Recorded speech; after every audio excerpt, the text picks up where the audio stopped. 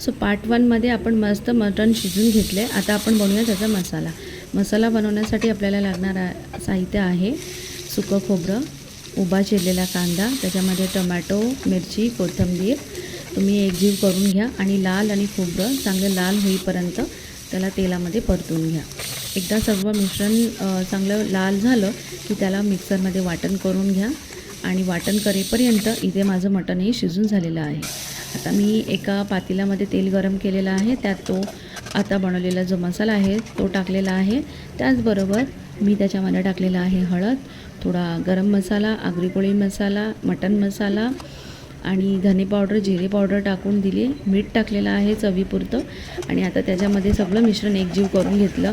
थोडा वेळ त्याला एकजीव होऊन दिलं, तेल सुटून दिलं आणि जसं त्याला तेल सुटलं त्यामध्ये मी जे शिजवलेलं मटण आहे ते ॲड करून घेतलेलं आहे.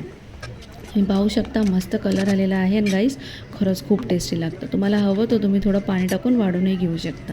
आता हे मटण शिजते तोवर मी साईड बाय साईड गरमागरम भात लावलेला आहे आणि तिसऱ्या गॅसवर मी गरम गरम भाकरी करून घेतल्या आहेत. Thanks for